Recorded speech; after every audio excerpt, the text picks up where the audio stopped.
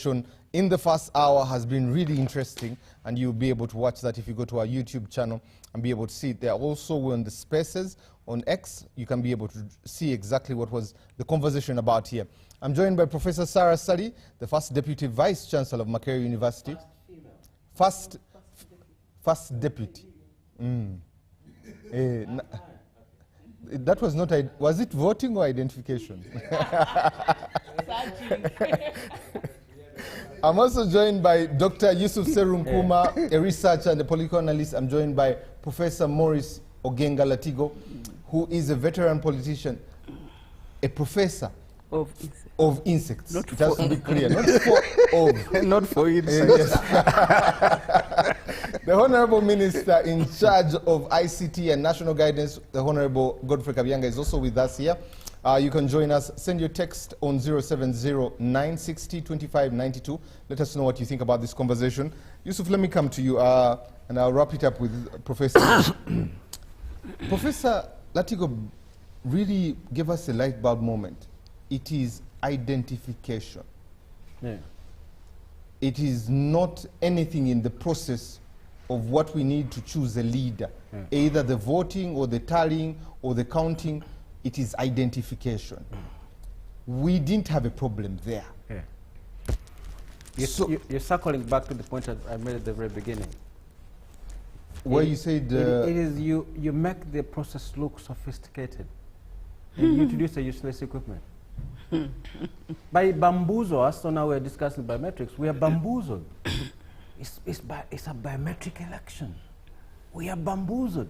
Digital. But it's a useless equipment, because I'm telling you, the identification we had before was thorough, was more transparent. You show up, they check your name on the register, you identify yourself. Either it has your photo too. Either with your ID or with your voter's register. There was a voter's card. It was thorough and there was no question about it. So this machine is responding to a wrong question, to a non-existent question.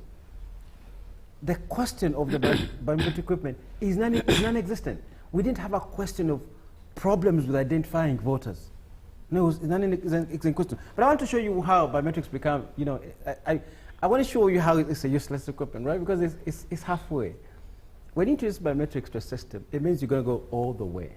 The system is going to be all biometric, which means once your thumb is registered, there's a server where all your data is collected and shows precisely and specifically that this person is a voter in this area. So those equipment which were bought how many weeks ago? They must be connected to a super huge server with how many voters? 21 million? 21.6 million people with all their details, including their photographs. I don't know if we have that server anyway. Fingerprints. Because once you put in your thumb, everything about you has to come up.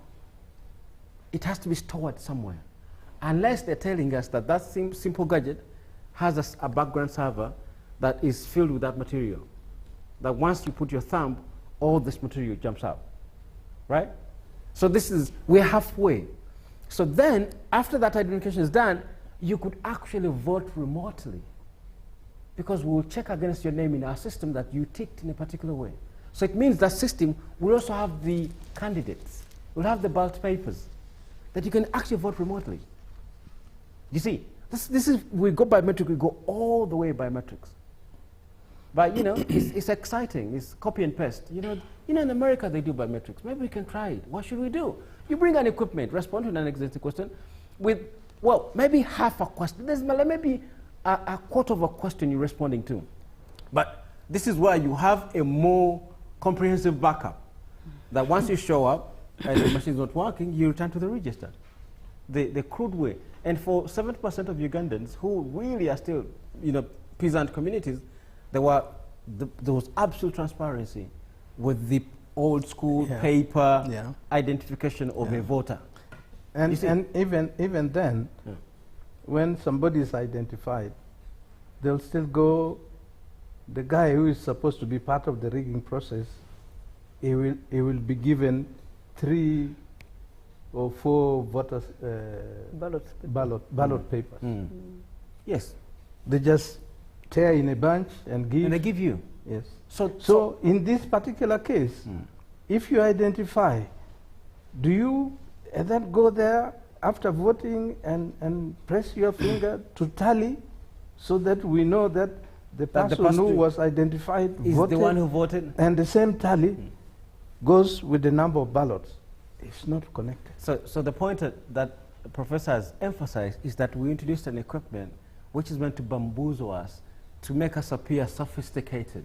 We have gone digital. We've gone. It's the way they introduced digital number plates, and then they're not in the system. That it's the way the thing we call digital number plates. And Yusuf, my last question to you. Just recently, the Electoral Commission gave us the actual numbers. Before, when we were doing voter updates, demarcation of polling centers, they gave us about between 200 and 300,000 people. 200 are transferred to different polling stations, showed us that the voters register had been updated by about 300,000 plus people there. Didn't give us the number of polling stations. That same flash drive was given to every presidential candidate. But recently, they gave us the 52,000 polling centers. They gave us the 21.6, meaning 3 million people are on this register. Yeah, new one. So 3 million people, that where you're supposed to vote is supposed to have 2,703 candidates. Those are members of parliament who are vying for 499 slots, 8 presidential candidates. And I hope the minister can answer, is this going to work for just members of parliament and presidency? What happens to local councils and the mayors? I have no idea. Please conclude as I bring in Professor. You know, when I said earlier that these technicalities depersonify, they obfuscate the entire process.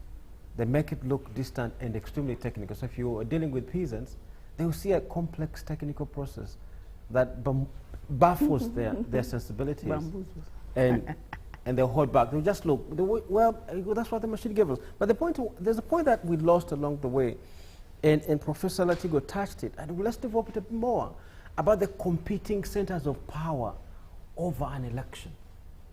And these are serious centers, by the way. These are not jokers. These are serious people who hold serious position in this country, and are all of them issuing instructions about a process.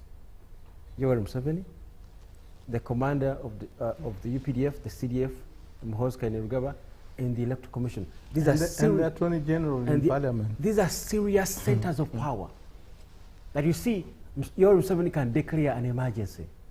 The CDF can give us an assessment to say we have entered the disaster zone, so such and such can't happen. The EC claims to have supervisory powers. But you see, as you've seen, all of them are issuing instructions in response to a singular event.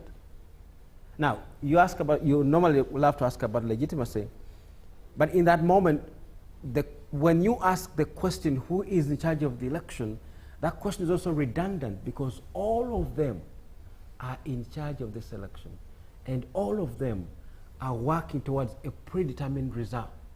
All of them are in charge. You can't say who is in charge. All of them together are in charge of this thing. So this look like competing centers of power, but the confusion and the different command centers, you say, so the law is clear, you stand in this amount of space to allow the process to continue uninterrupted because you could be a huge crowd.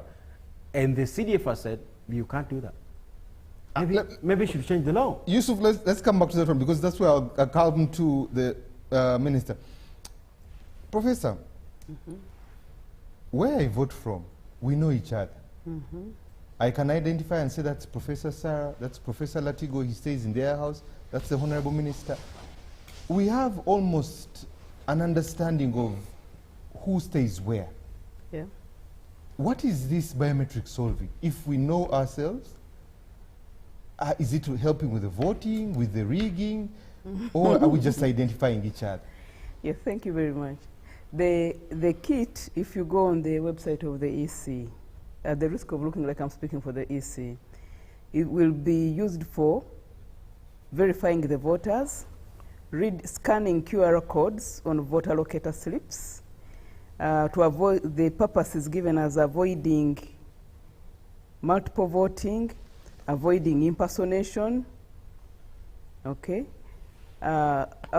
providing useful information to the voter, such as correct polling stations and all those many things. So the purposes are around 5. Verifying the voter, avoiding multiple voting, avoiding impersonation, providing useful information to the voter, such as where they should go. So I think this is supposed to be within the voter, the QR code of the voter location slip.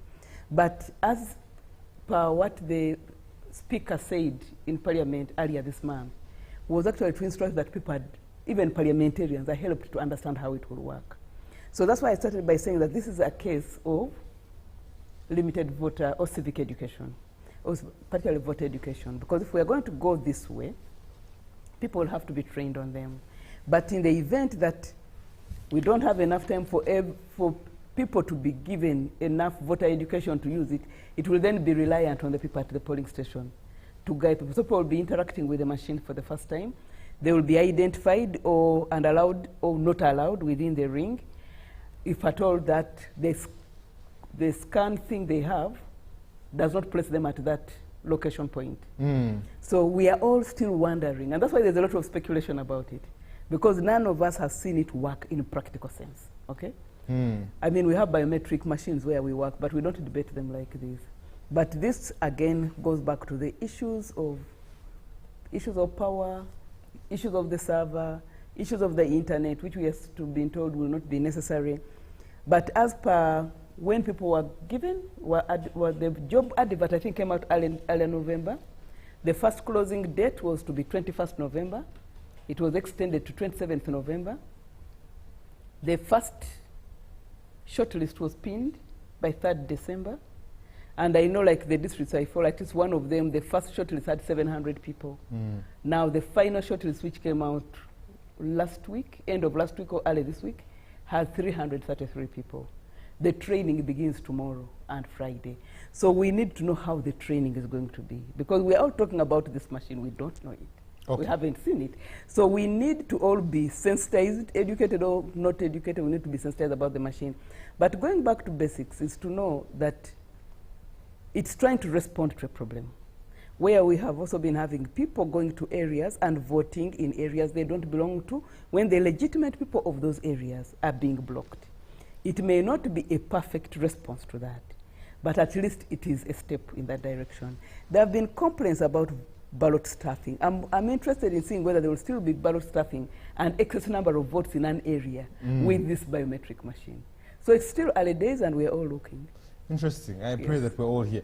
Honorable Minister, let me come to you, and something that both Professor and Yusuf hinted on. The contradicting statements coming from government, and you are also in the docket of national guidance.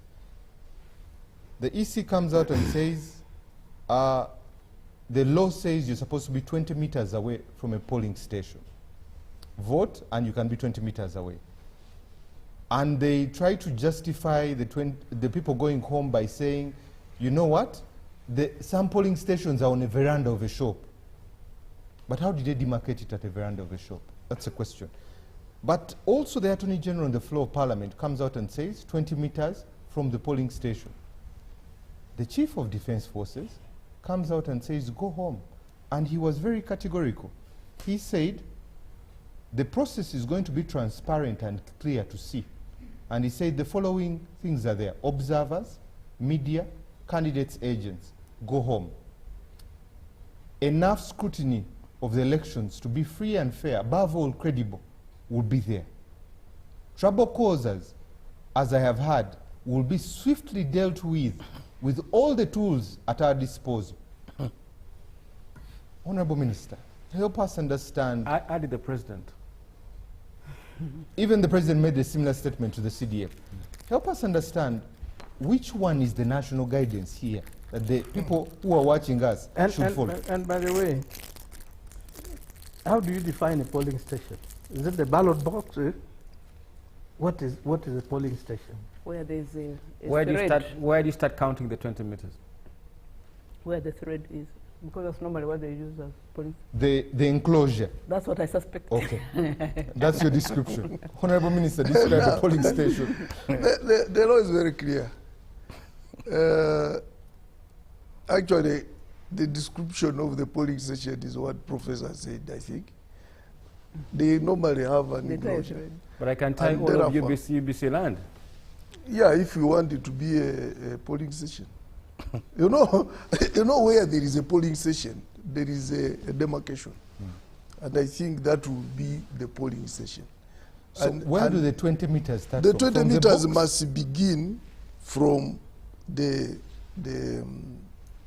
demarcation. Is that the law? I get you. Is that the law, or is we're making it up here? That's what Is that how it is defined? that's what I'm thinking. You're making You're it up. getting Okay. me. That's what I'm thinking.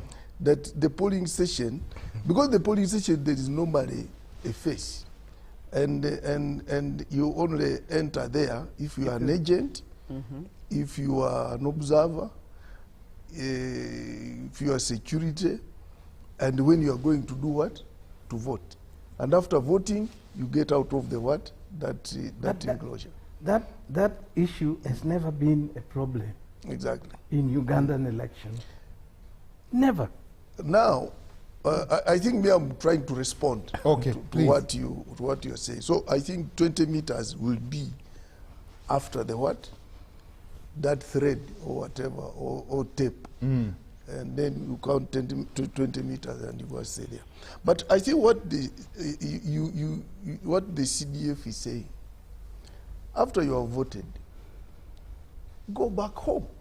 Why? And come back to, but 400 people and you all vote and sit there. But CDF, To do what? CDF saying that? What So the I- Electoral Commission, what I- why is the CDF saying that? He's advising, I think, based on security issues, and he must have looked at what the candidates are talking, and like, some candidates are saying, vote, stay at the polling station.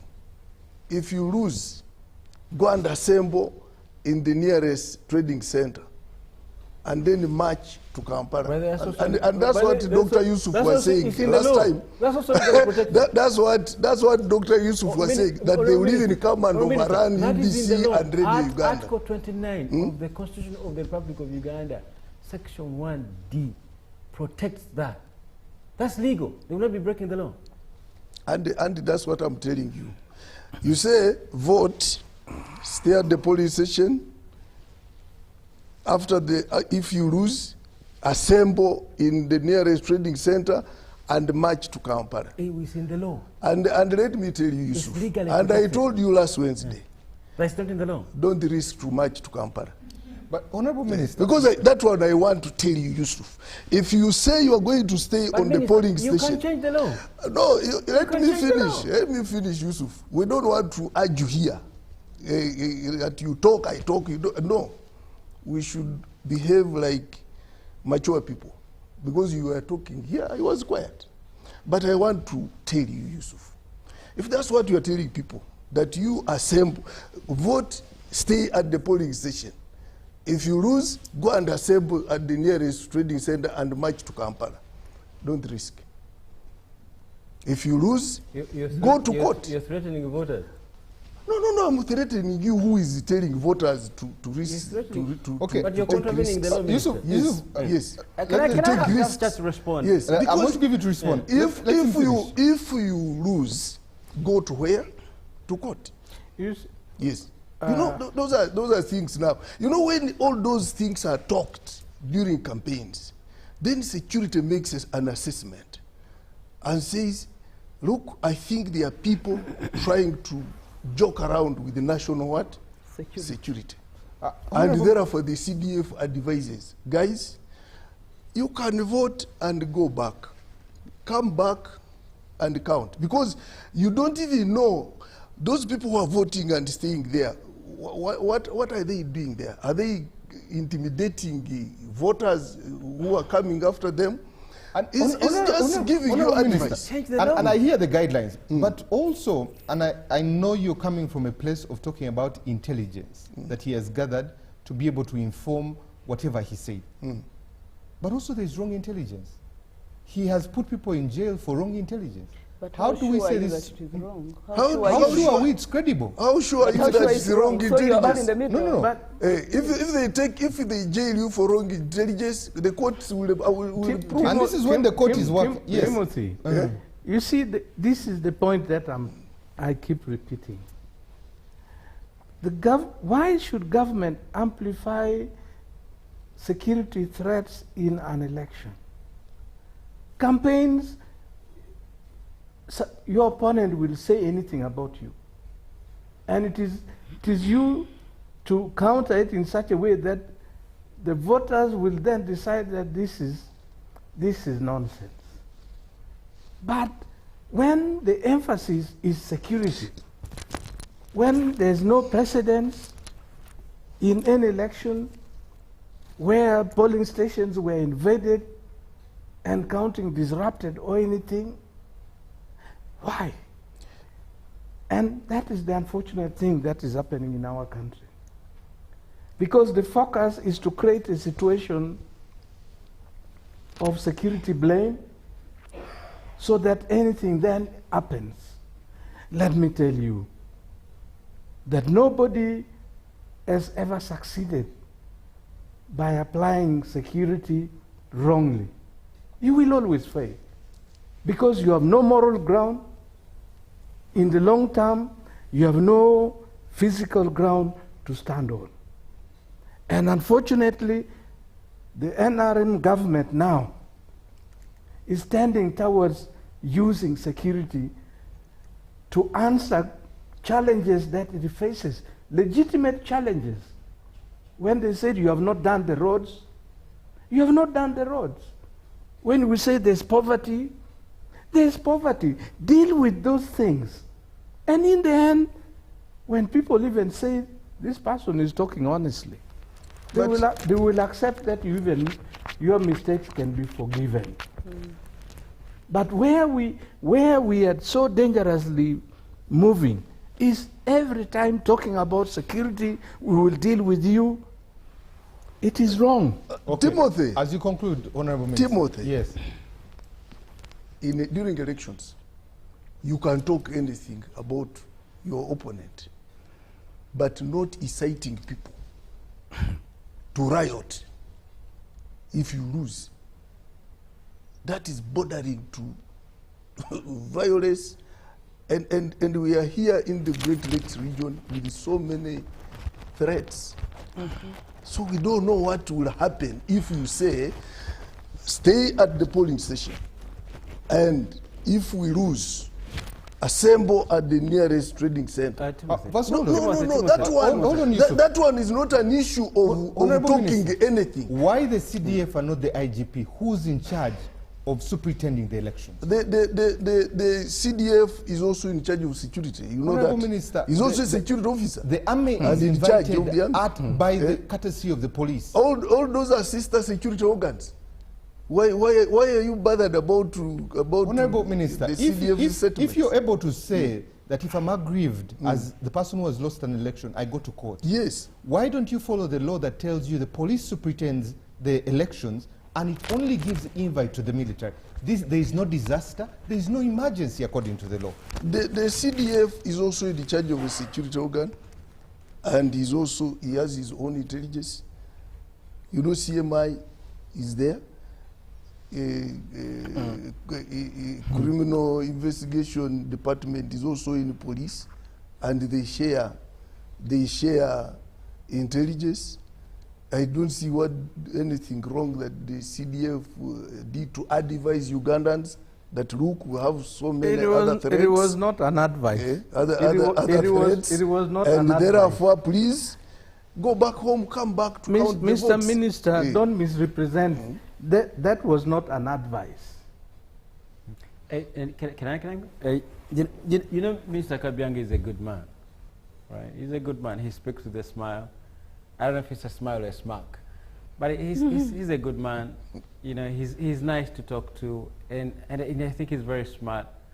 You know, he's looking at the sort of the ugly declarations by the men in power, and he's trying to sort of neutralize, sanitize. And I think you've done wonderfully well.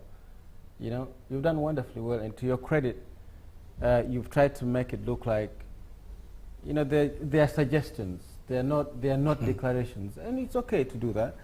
But you see, I think Oginga Latigo touched it earlier at the beginning, that, you know, it's at some point we'll have a rude awakening. A rude awakening. We used the imagery last time that if you squeeze the nose too much, blood starts to ooze out of it. And unfortunately, it pours on your shirt and you get dirty. So we will all get dirty at some point because we're lacking the requisite seriousness to move this country forward. Because what we're discussing here, we know it's like we're having a good time, light conversation, discussing possibilities. Timothy, I said to you that the different centers of power, speaking as if in competition, is part of the choreography because they're pretending over a predetermined result. Everybody is pretending, is holding their fort. How do we deliver this? When Mchungus came here, he sounded very apologetic. And that's what he's doing. He's the good cop. He's the technical guy, so he has to sound very apologetic.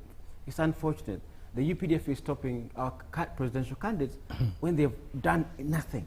He says it's regrettable. And the police. The spokesperson of the Electoral Commission, he found those things appalling, but he doesn't sit where the decisions are made. You see, we squeezed Mchunguzi last week, and I felt sorry for him because he doesn't sit there because he also sees things in the newspapers as we do. And he says, oh, they have actually stopped Mugwen from going to Mara. What did he do? He doesn't know. Then Mr. Museveni also feels in his capacity, how do we shepherd the thing to the end that we want? So we bring biometrics. What will they do? They'll make it look cool. They make it look sophisticated. They bring it, but then when you choose to scrutinize, there's emptiness. It's responding to an non-existent question. So when you look at these conflicting centers of power, they appear conflicting. By the way, it also happens with security agencies. CMI, JAD, Uganda Police, UPDF. Many times they don't know what is going on. So somebody could be arrested, CMI could arrest somebody, and UPDF, Uganda Police doesn't know. So, but then the spokesperson of the Uganda Police has to come and explain, and he doesn't know, did they actually arrest him? Because you see, but what looks like confusion is the way they operate.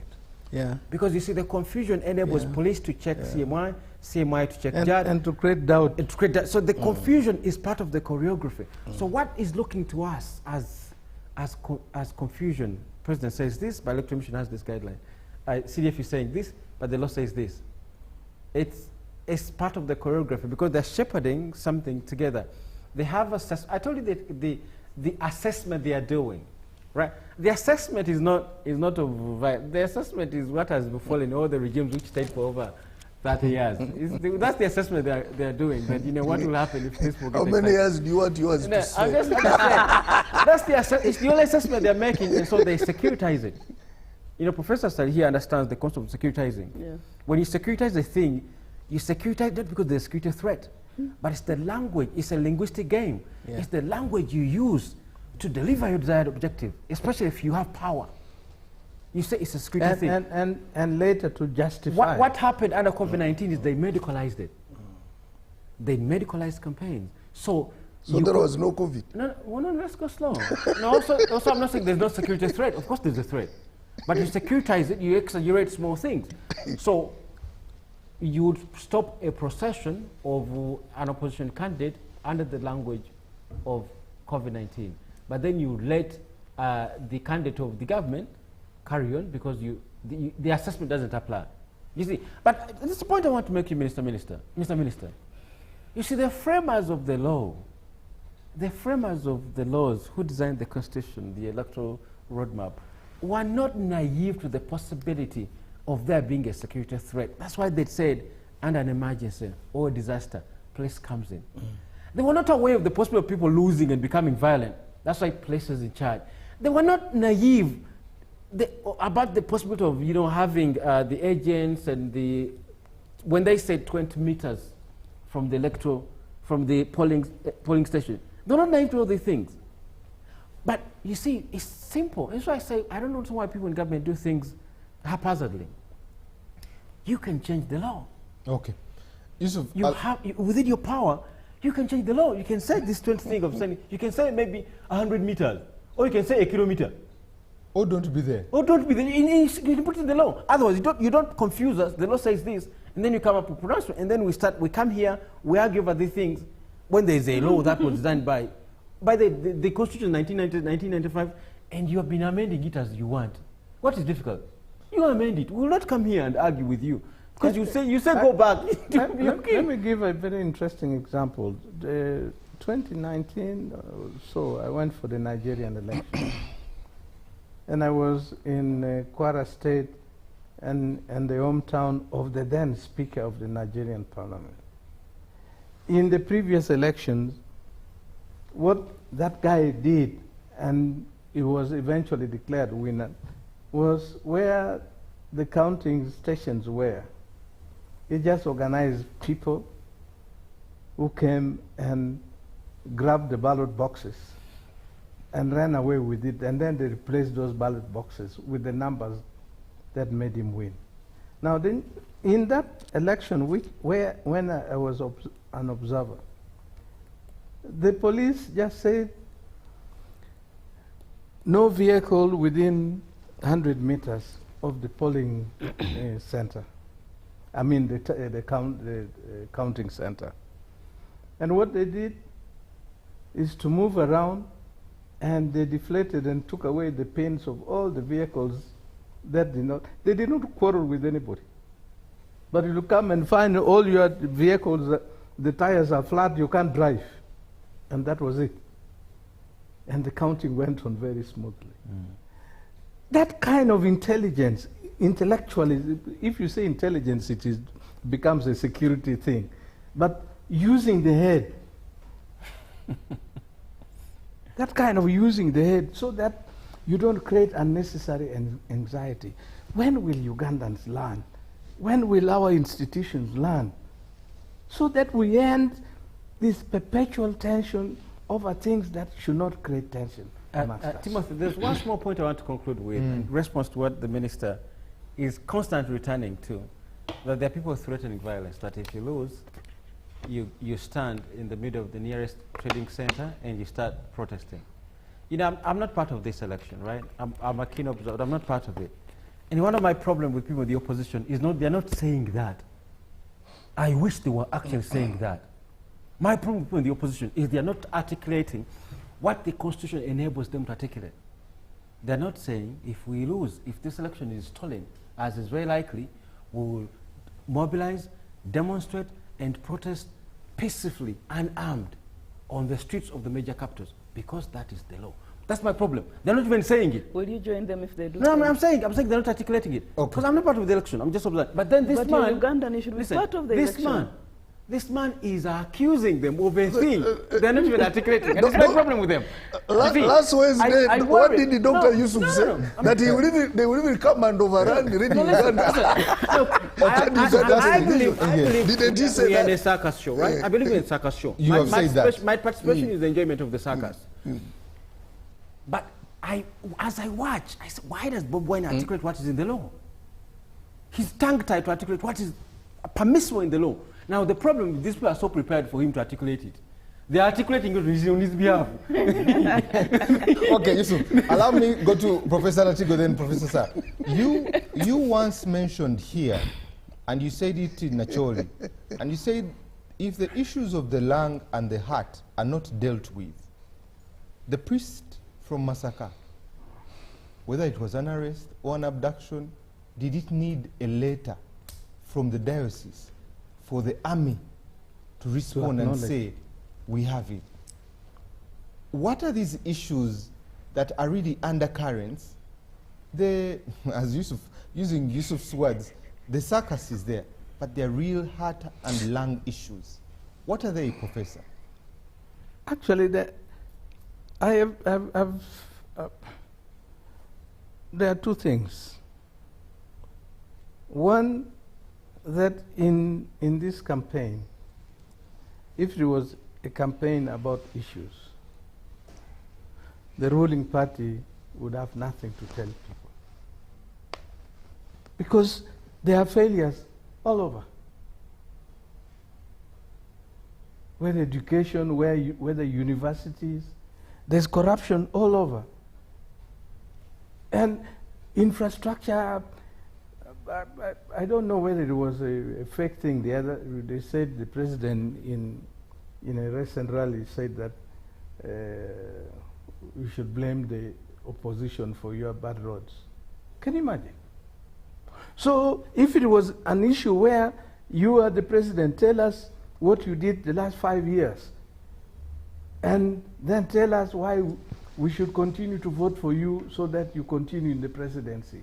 It will not be there. And that is a key underlying factor. The other one is that there's some fear in the NRM, and let me say in the president, particularly about Buganda. Because Buganda was the base that he used in his guerrilla war that brought him to power. But the Baganda feel generally betrayed. You go to, just leave Kampala here, go to rural Buganda, and some of us who saw Buganda in the 1970s, and you go and see that Buganda which is now, you even cry for them. Okay. And so, unfortunately, the leading opposition figure is from Buganda. And it becomes a terrible threat. And for the president, it will be a terrible humiliation if he loses Buganda vote in this election now, again. And that is why what Yusuf was talking about and the kind of threat that you hear is going to arise. Because the president desperately needs a declaration that he won in Buganda. Okay. Professor Sarah, when you hear all these statements going around, in 2016, 15 million voters, 5 million didn't turn up. 2021, 18.1. 8 didn't turn up. There is what Professor and Yusuf are saying, especially about the security threat, the apathy of elections. When you hear these statements, what does that mean for the new 3 million that are now at 21.6? What does that look like? Thank you, Timothy. For starters, Yusuf is not voting. He's going to just observe because he has already branded it a circus. And I think that's a little bit sad. To boycott is to actually participate. No, you're not boycotting. You said you're just going to observe. You didn't say you're boycotting. But not to actually go to the ballot is part of the participation. No, you said you're going to observe the circus. You're going to enjoy the circus. I'm already in it. We are already in it. I think you should do a better job than that. Go out and vote your candidate, because votes are cumulative, and that helps. Yeah. So I think a person of your caliber should be there casting his vote, not observing and just to write articles about it. So I think that's that. But of course the question is around voter apathy. It's true, I think the development has not moved at the same pace with our population growth. We have a very young population, one of the youngest populations in the world, and yet it's still growing rapidly. The economy is not catching up. Most of the younger people are disgruntled because of jobs. We are always told as universities, we are churning out around 40,000 per year, and yet the jobs being created are only 700 jobs in the private sector.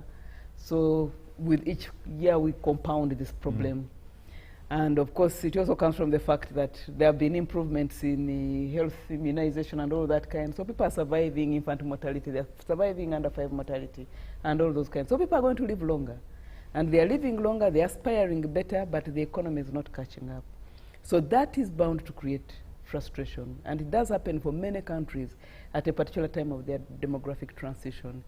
So the issue is to try and minimize the effects of that. Even when you see government trying to tinker around with different initiatives, Operation Wealth Creation, what is the one for the younger people? PDM? No, PDM is for everyone. The yoga. There are quite a number of youth livelihood, youth entrepreneurship, all those kinds of things. It's to try to arrest a problem, because the effective way of arresting that problem would be more longer term. The longer term is industrialize, have cooperatives, let's put people, develop the agriculture sector, put people there. So now, what happens when an election like this occurs?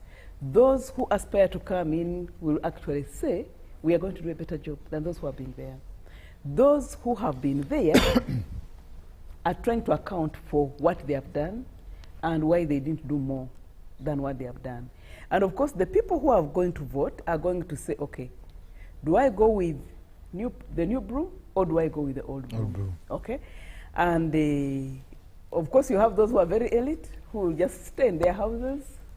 It's a day off, it's a day to sleep, it's a day to do very many things. But this, I think, there's vote, I wouldn't really call it voter apathy. But of course now we also haven't had maybe enough civic education and voter education.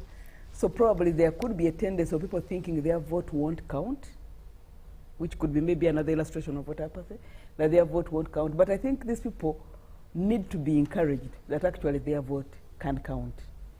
And I know when we discuss elections, as I've said before, we want not to focus on the top. But that vote counts even at the different levels where effective representation takes place by the day. We are here shooting holes through this kind of electoral process, but the level of interest on the ground for this election, the people who are going to vote, because it does bring different interests to them, but also those who are aspiring to be elected. So it's not like, if you go everywhere now in the villages, everyone is happy about this, and they believe their vote is going to count.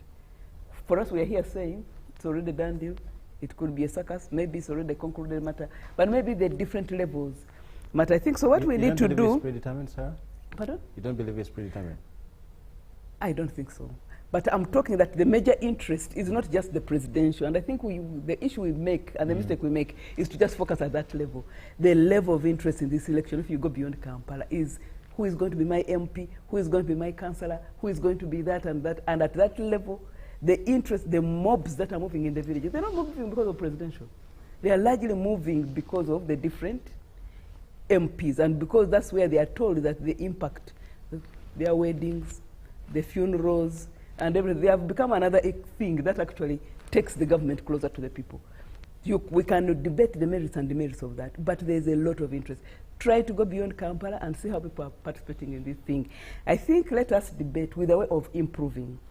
What is likely to taking the government closer to the people? No. What I'm saying, Professor, is in areas where people don't see the state, except when there has been a crime, the MOP becomes responsible for promising these dividends. It even makes the state more invisible. That's now MPs are buying ambulances. When the state should have been the one buying ambulances. Exactly. That is the tragedy of our country. That could be the tragedy, but for the person on ground, that's what they see as effective representation. And people are voting according to that. They are not voting against what would have been the idea. I don't expect you to be endorsing that. I'm not endorsing it, and I'm saying, I'm giving you what the reality is, and I'm saying let us debate with the hope of improving what is. Not to sit and be sarcastic. Yusuf, you are being sarcastic about everything from your vantage point of Kampala. Go beyond Kampala. There are other dynamics which are taking place. No. What do we improve? No, debate with a view of improving, not with a view of assuming. You're endorsing buying ambulances. No. I'm not endorsing buying ambulances. I'm saying in the absence of the state, that's what people in rural areas see. They see the MPs. Yeah, but and I'm saying, Yusuf, I said we can debate the merits or demerits of that. Okay. But that's what the reality is. Okay? You are here saying that is not good. What they see there, that's all they have. So we can have an academic debate about it. But that's the reality. Okay. So let us debate with the way of improving the voter process. But not to assume that we know it all and we want to be sarcastic about it and everything. Yeah. You see, you can never improve when you don't acknowledge. No, I have acknowledged. That's what I'm saying. Let us debate. No. Yes. Because you're saying it's sarcasm. I'm saying this is the... Because you said it's a sarcasm. Timothy, the first line of defense is getting the question right. Yes. And see, if I diagnose the question differently, Sarah is calling it sarcasm. No. Yusuf, you called the whole process a circus. Yes. And I don't think it's a circus. So the entirety of a circus is that we in a process which is predetermined. We know Museveni would be declared winner. And for me, my problem is that you focus only at the top. I am looking at MPs, I'm looking at councillors. No, I'm a structuralist. I'm a structuralist. A fish starts rot from the head, not from the tail. That's how I operate. You know, the fishes don't start rotting from the tails. So we operate in a structure. The structure is way bigger than the individual contribution of myself or you or anybody else. If the structure is rotten, you don't amend it by putting right people there. What's the evidence of the rotten structure? No, okay, maybe you don't see, but I see the structure is rotten from the top. That what we're looking at is that we are sustaining a system which is all designed to protect one individual in power. The only institution actively working in this country is Museveni's office. Because you see, you think about the judiciary, you think about parliament, you think about the religious centers, you think about our religious men that we used to respect, that in times of trouble, we run to them. They have all been humiliated. Our cultural leaders, yesterday, the system was humiliating the king of Uganda. You see, our religious leaders have been humiliated. Our other institutions, such as the police force, is militarized. So you tell me that so if you go down there, you vote for a good MP, he'll make a contribution. It's the structure which is... I'm telling you that people who are participating in this process don't believe that they're participating in a circus. They believe they are voting representatives who are going to meet their needs. Whether that's a right or a wrong thing is a debatable matter, but that's what they believe.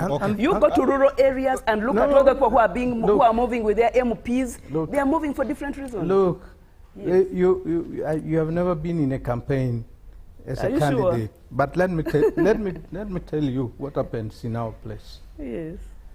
In the evening, they know the candidates are going to move. There are posters of every candidate. Yes. They see the type of vehicle they like, they know is Latigo coming. They'll lift. Exactly. That is a circus. Because they don't care, as long as the right person is made to see that he's being supported, and they throw their money, they are very happy with that. Now that's what happens in your place. I have been in other places where people have constituency offices, where they have representatives. They are not carrying posters of the one passing by. They are clear of the one they are going to vote for. And we are seeing people saying, just hold on. People are saying, you know, in the past, people have been supported by football matches and all those kind of things.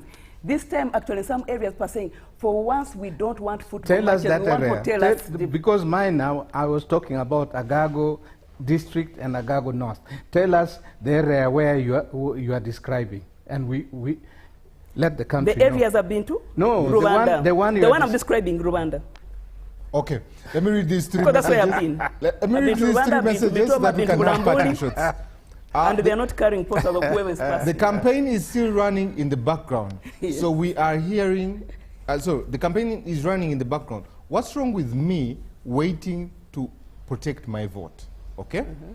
Someone else, Solomon, says, he continues and says, what's wrong with me casting my vote and protecting it? These people seem to be having a plan for my vote. Okay, interesting. Quite a lengthy one here says, thank you for the show, Timothy.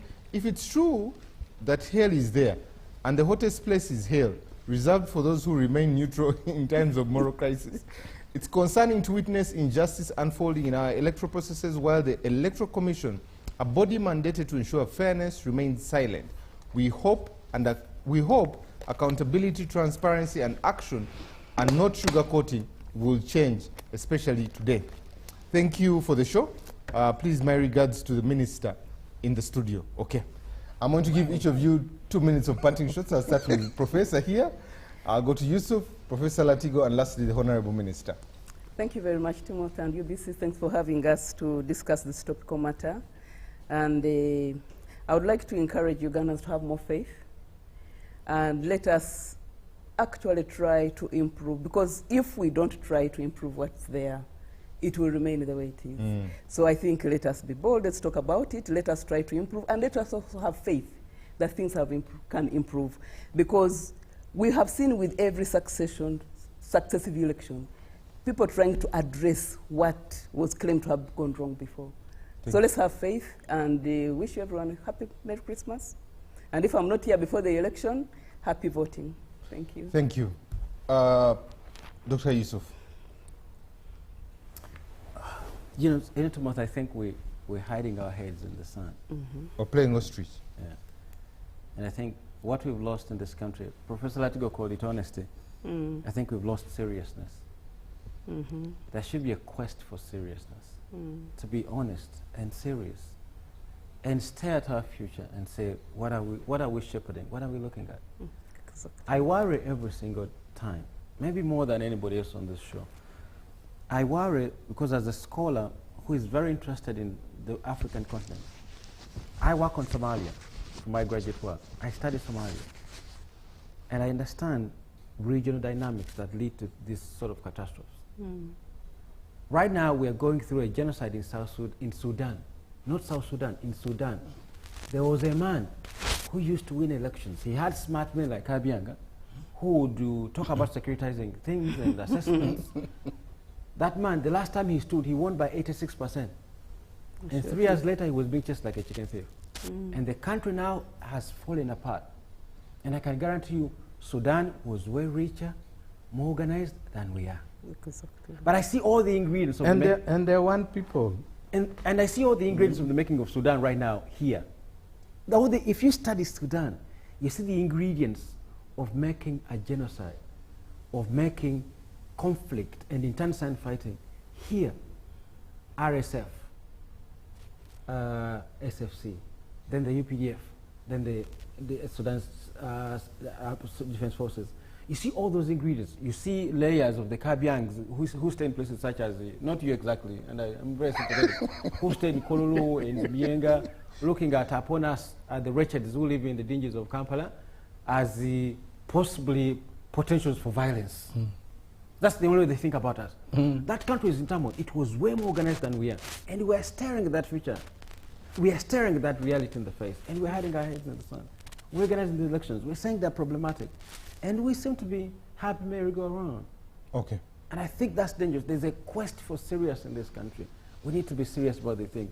You see this man, I don't know whether it's a smirk or a smile, but the way he looks, it's sinister in a way, Mr. Minister. It's sinister. How do I need to look? To get annoyed with you? Is that a smile or a smile? You just want to annoy me. When I'm talking, you put on this smile. You think you'll annoy me, you can't. It is his face. I'm a very happy man. Okay, Professor Latigo, your 2 minutes, please.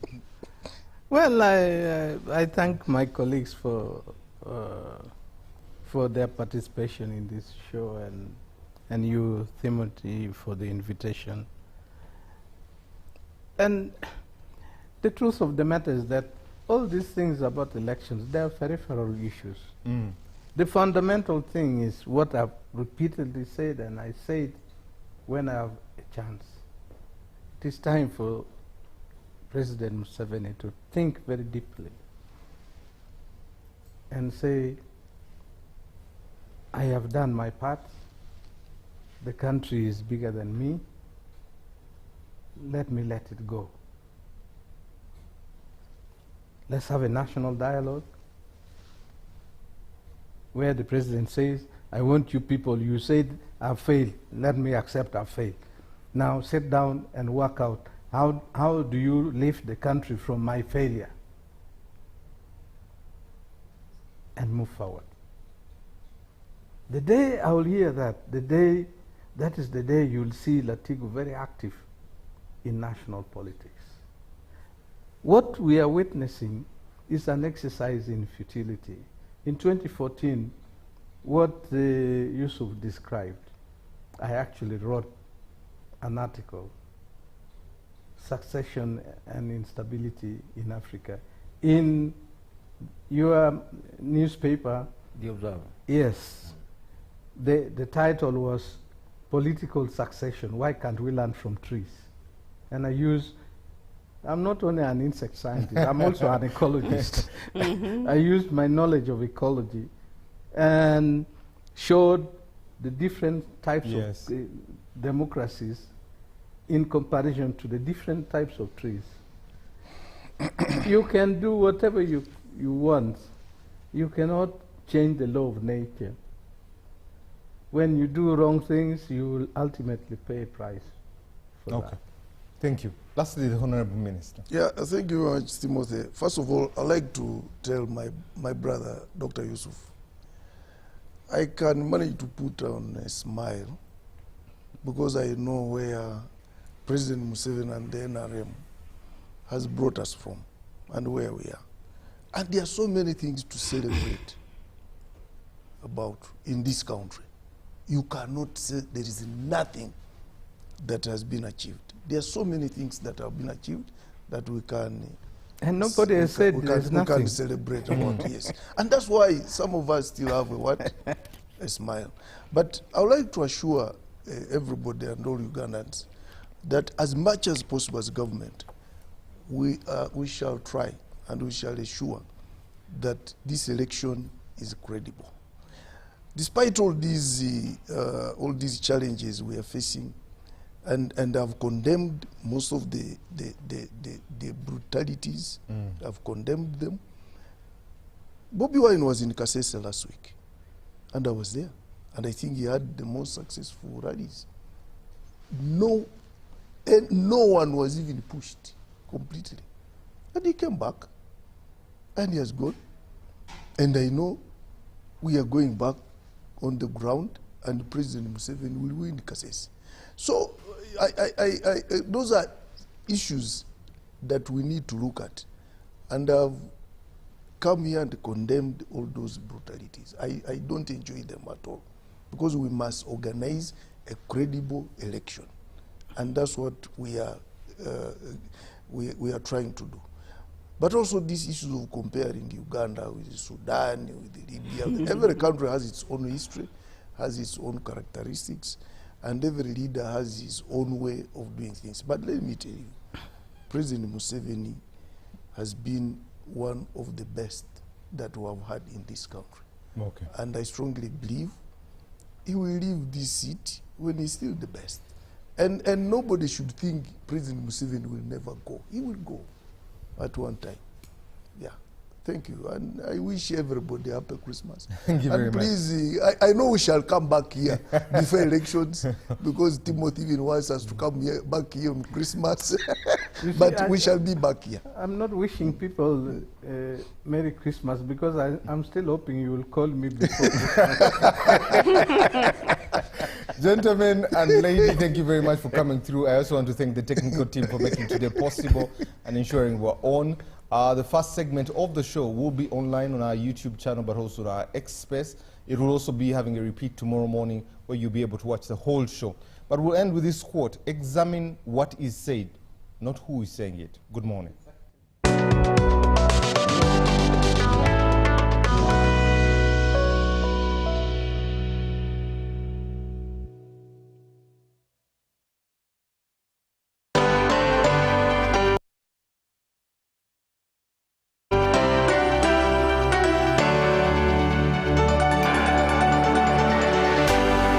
UBC, inspiring Uganda.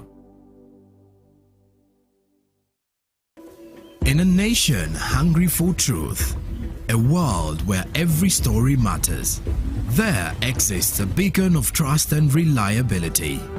For decades, they've been our voice and our window to the world, holding the mirror of our history.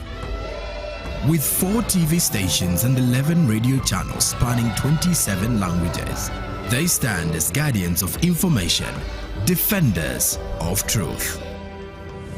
With Mascari Heritage Advantage, they uphold every citizen's right to reliable and free information. Their archive stories shaped our past and illuminate our present. Yet now, as new challenges arise and the world evolves, their mission faces its greatest test yet. Be part of our journey and let's navigate the unknown, uncover the untold, and safeguard our future together. Tune into your public broadcaster, for it is the intersection of trust and truth. Because to UBC, your story, every story, and every voice matters. UBC, inspiring Uganda.